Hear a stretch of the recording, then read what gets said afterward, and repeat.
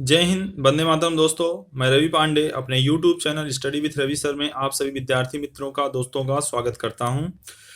दोस्तों, जैसे कि सांख्यिकी कक्षा 11 गुजरात बोर्ड के अनुसार पाठ 4 अपकिरण के माप का दोस्तों हम अभ्यास कर रहे हैं, जिसके अंतर्गत जैसे कि दोस्तों हमारा जो टॉपिक है विस्तार विस्तार गुणांक कंप्लीट हो चुका है, पूरा हो चुका है। अब इसके बाद का जो टॉपिक है दोस्तों, हम चतुर्थक विचलन या चतुर्थक विचलनांक यानी कि चतुर्थक विचलन गुणांक का दोस्तों हम अभ्यास कर रहे हैं, जिसके अंदर पिछले सेशन में, पिछले लेक्चर में दोस्तों, पिछली वीडियो में जो है ऑलरेडी एक मेथड कंप्लीट हो चुकी है। जब सूचना अवर्गीकृत प्रकार की हो तब उस कंडीशन में हमें किस प्रकार के सूत्र का इस्तेमाल करना है, यानी चतुर्थक विचलन के लिए। तो दोस्तों, उससे जुड़ी हुई जानकारी हमने पिछले वीडियो में ली। अब उसी में सूचना जब वर्गीकृत प्रकार की हो और सूचना सतत प्रकार की हो, तब उसके लिए किस प्रकार से हमें क्या करना, चतुर्थक विचलन और चतुर्थक विचलन गुणांक हमें प्राप्त करना है दोस्तों। तो उसके बारे में दोस्तों आज जानकारी लेंगे। तो दोस्तों, मेरे YouTube channel study with Ravi sir को लाइक, सब्सक्राइब और शेयर करना ना भूलें। चलिए दोस्तों, देखते हैं किस तरह से चतुर्थक विचलन, चतुर्थक विचलनांक सूचना जब वर्गीकृत प्रकार की और तथा सतत प्रकार की हो तब किस प्रकार से इसे सॉल्व किया जाएगा। हाँ तो दोस्तों, चतुर्थक विचलन का जो सूत्र है, सूत्र वही रहेगा, सूत्र तीनों मेथड के लिए समान है। तो एक बार सूत्र का अभ्यास कर लेते हैं। QD बराबर Q3 माइनस Q1 के बटे में 2 हो जाएगा, डिवाइड बाई 2। तो QD is equal to Q3 minus Q1 divide by 2।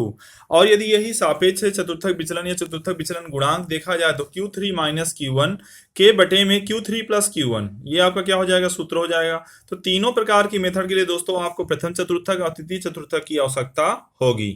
तो दोस्तों चलिए देखते हैं इसके बाद एग्जाम्पल नंबर 6, जो कि गुजरात बोर्ड की पुस्तक पाठ 4 अपकिरण के माप में प्रस्तुत किया हुआ है।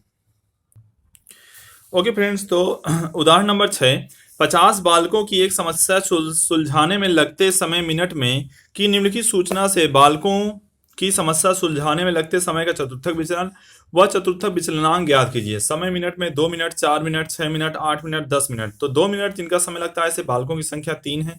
जिन बालकों की समस्या 4 मिनट में सोल्व करते हैं, उनकी ऐसे बालकों की संख्या कितनी है, 12 है। और 18 बालक ऐसे जिनकी समस्या 6 मिनट में सोल्व होती है, और 12 बालकों की समस्या 8 मिनट में सोल्व होती है, और 10 मिनट में 5 बालकों की समस्या सोल्व होती है। तो दोस्तों, ये सूचना वर्गीकृत प्रकार की है, तो इसमें सबसे पहले x आएगा, फिर उसके बाद f आएगा। तो 2, 4, 6, 8, 10 क्रमशः आपको क्वेश्चन के अनुसार लिख देना है। उसके बाद f की जो वैल्यू है 3, 12, 18, 12 और 5, तो n बराबर कितना हो जाएगा दोस्तों, 50 हो जाएगा।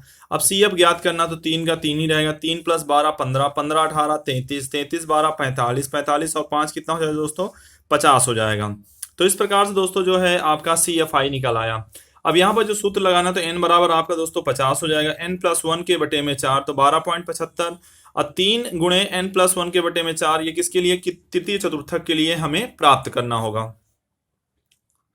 तो प्रथम चतुर्थक जैसे कि सबसे पहले दोस्तों हम ज्ञात करते हैं, तो Q1 बराबर JN प्लस 1 के बटे में 4वां अवलोकन का मूल्य होता है। तो Q3 यानी Q1 बराबर 1 n प्लस 1 के बटे में 4, तो यानी कि 50 प्लस 1 के बटे में 4, तो 12.75वां अवलोकन हो जाएगा। तो 12.75वां अवलोकन CFI में देखना है कि 12.75 कहाँ दिया हुआ है। हालांकि 12.75 नहीं दिया हुआ, तो उससे बड़ा मूल्य कौन सा उसे देखना है, उससे छोटा मूल्य नहीं, उससे बड़ा मतलब उसके जस्ट बाद का। तो उसके जस्ट बाद का यहाँ पर 15 है, तो 15 के सामने XI कितनी दी गई दोस्तों, वो देखनी है। तो उसके सामने 4 दी गई है। तो दोस्तों Q1 का मान कितना हो जाएगा, 4 मिनट हो जाएगा।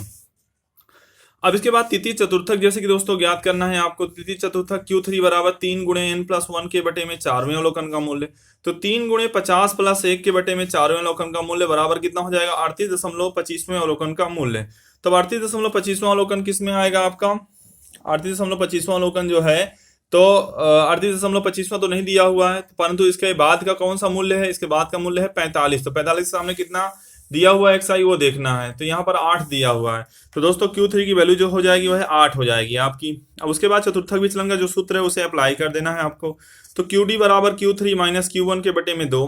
तो Q3 की वैल्यू कितनी आई दोस्तों, 4 आ गई, और Q1 की वैल्यू 4 आ गई, और Q3 की वैल्यू कितनी है, 8 है। तो 8 माइनस 4 के बटे में 2 कर देंगे, तो 4/2 बराबर 2 हो जाएगा। तो QD का मान 2 हो जाएगा। बालकों की समस्या सुलझाने में लगते समय का चतुर्थक विचलन कितना मिनट होगा दोस्तों, 2 मिनट होगा।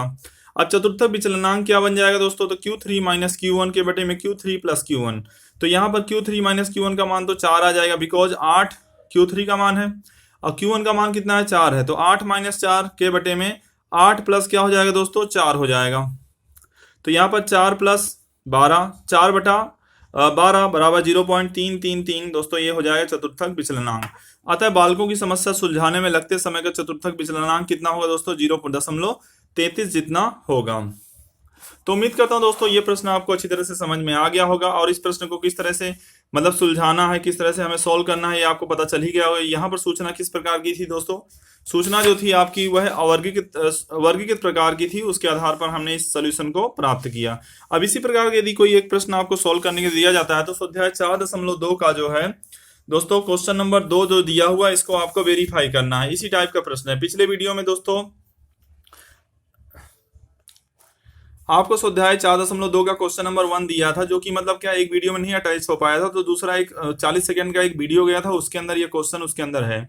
तो यहाँ पर दोनों क्वेश्चन आपको देख लेने। स्वाध्याय 4.2 का जो है दूसरा प्रश्न, एक पाठशाला के 43 विद्यार्थियों द्वारा प्राप्तांक के निम्न आवर्ती वितरण से चतुर्थक विचलन और चतुर्थक विचलनांक का परिगणन करना था। दोस्तों यहाँ पर प्राप्तांक 10, 20, 30, 40, 50, 60 विद्यार्थियों की संख्या 4, 7, 15, 8, 7 और 2 दिया हुआ है। तो दोस्तों ये प्रश्न आपको क्या करना है, उसी एग्जाम्पल 6 के प्रारूप के अनुसार आपको सोल्व करना है। इसमें भी QD और QDC आपको प्राप्त करना है। चलिए दोस्तों इसके बाद जो है एक क्वेश्चन और ले लेते हैं। कौन सा क्वेश्चन लेते हैं इसमें? जब सूचना सतत प्रकार की हो, तो उससे जुड़ा हुआ मुद्दा भी अभी आज क्लियर कर लेते हैं।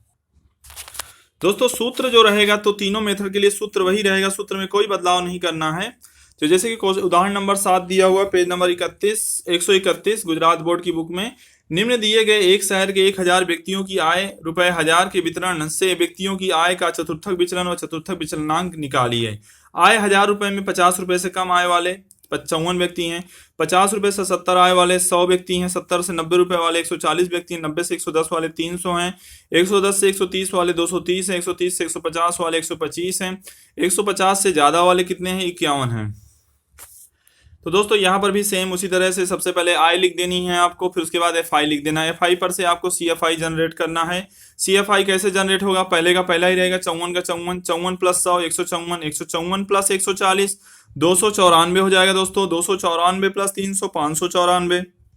अब 594 प्लस 230 बराबर कितना हो जाएगा? 824, 824 प्लस 125 बराबर 949, 949 प्लस 51 बराबर कितना हो जाएगा दोस्तों? 1000 हो जाएगा। तो n का मान कितना आ जाएगा दोस्तों? 1000 आ जाएगा। अब इसके बाद जैसे कि n बराबर 1000 है, तो यहाँ पर दो चतुर्थक आपको प्राप्त करने हैं दोस्तों, Q1 और Q3, जिसे प्रथम चतुर्थक और तृतीय चतुर्थक के नाम से जाना जाता है। तो n/4 यानी कि 1000 के बटे में 4 बराबर कितना हो जाएगा दोस्तों? 250। 3 गुणे n/4 तो 750 हो जाएगा। तो प्रथम चतुर्थक Q1 बराबर 1000/4वें अवलोकन का मूल्य, तो 250वां अवलोकन आएगा। अब 250वां अवलोकन देखना है कि किस में आएगा, तो 250वां अवलोकन CFI के अंदर देखेंगे 294 के सामने कौन सा वर्ग आया? 70 से 90 का आया। तो यहाँ पर L की वैल्यू जो होगी वो 70 हो जाएगी, CF की वैल्यू 154 हो जाएगी और F की वैल्यू दोस्तों 140 हो जाएगी। जैसे आप माध्यिका ज्ञात करते थे वैसे ही ज्ञात करना है। तो संचयी आवर्ती CF के स्तंभ से ज्ञात होता है कि 250वें अवलोकन का मूल्य 70 से 90 का वर्ग है, तो Q1 का वर्ग जो होगा 70 से 90 का होगा। तो प्रथम चतुर्थक Q1 बराबर L plus n/4 minus CF के बटे में F गुणे C। तो L की वैल्यू दोस्तों आपकी आ गई 70 आ गई, n/4 का मान 250 जैसे कि शुरुआत में ही लिखा हुआ है। CF बराबर, अब यहाँ पर हमने क्या लिया है CFI में 294, तो 294 के पूर्व वर्ग में पूर्व में मतलब कि उसके पहले क्या संचयी आवर्ती आई हुई है उसको हमें लिखना है। तो वह कितनी आई हुई है दोस्तों? 154 आई हुई है, तो यहाँ पर हमने 154 लिख दिया। अब 294 के सामने FI कितनी है? तो दोस्तों 140 है, तो F का मान दोस्तों 140 हो जाएगा। C का मान कितने कितने का अंतर यहाँ पर रखना है हमें? 20 का अंतर रखना है, तो C का मान दोस्तों 20 हो जाएगा। Q1 बराबर L plus n/4 minus CF के बटे में F गुणे C है, तो Q1 बराबर 70 प्लस, अब यहाँ पर n/4 तो 250 माइनस 154 के बटे में कितना हो जाएगा दोस्तों? 140 गुणे C का मान दोस्तों 20 है, तो 70 प्लस इसको घटा देंगे, इसको घटाने के बाद 20 के साथ गुणा कर दो, डिवाइड बाई 140 कर दो, तो 70 प्लस 13.7143 बराबर कितना हो जाएगा? 83.7143 हो जाएगा। तो Q1 का मान लगभग 83.71 हजार रुपए जितना होगा। तो दोस्तों जिस प्रकार से हमने प्रथम चतुर्थक का मूल्य यहाँ पर ज्ञात किया, उसी प्रकार से उसी अनुरूप तृतीय चतुर्थक का मूल्य भी दोस्तों ज्ञात किया जाएगा।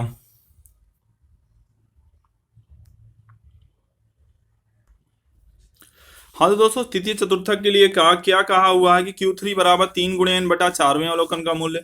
तो 3 गुणे 1000 बटा 4 तो 750वें अवलोकन का मूल्य। तो संचय अर्थ CFI के स्तंभ से ज्ञात होता है कि 750वें अवलोकन के मूल्य का वर्ग 110 से 130 है। तो Q3 का वर्ग जो होगा दोस्तों वह 110 से 130 का मिलेगा। तो 750वां अवलोकन हमें यहाँ पर ढूंढना है। तो 750वां अवलोकन CFI में हम जाते हैं तो किस में आएगा, 824 में आएगा, क्योंकि 750 तो दिया नहीं तो उसके जस्ट बाद का हमें लेना है नंबर CFI में। तो यहाँ पर जो वर्ग बनेगा दोस्तों 110 से 130 का बनेगा। FI क्या बनेगी, 230 बनेगी। CF कितना बनेगा दोस्तों, 594 बनेगा। N का मान 1000 है और C का मान दोस्तों 20-20 का अंतर है, इसलिए C की वैल्यू 20 हो जाएगी। चलिए दोस्तों यहाँ पर सब मान हमें पता चल गए हैं। तो उसके बाद जो है Q3 बराबर L प्लस 3 गुणे n बटा 4 माइनस क्या हो जाएगा दोस्तों, CF L plus 3 into n by 4 minus CF upon F into C। तो L का मान 110 है, 3 गुणे n बटा 4 750, CF का मान 594, F का मान दोस्तों 230 है, C का मान 20 है। तो Q3 बराबर L की वैल्यू 110 प्लस 750 माइनस 594 के बटे में 230 गुणे कितना हो जाएगा, 20 हो जाएगा दोस्तों। तो इस तरह से जो है जोड़ेंगे घटाएंगे दोस्तों, इसका मान जो है 123.57 हजार रुपये जितना हो जाएगा। अब इसके बाद एकदम सिंपल वे में चतुर्थक विचलन का जो सूत्र है वो लगा देना। चतुर्थक विचलन QD बराबर Q3 माइनस Q1 के बटे में 2। तो 123.57 माइनस 83.71 वो Q1 का मान आया था, के बटे में 2। तो 39.86 के बटे में 2 करेंगे तो दोस्तों QD का जो मान है वह 19.93 हो जाएगा। अतः व्यक्तियों की आय का चतुर्थक विचलन क्रमशः कितना होगा दोस्तों, 19.93 हजार रुपये जितना होगा।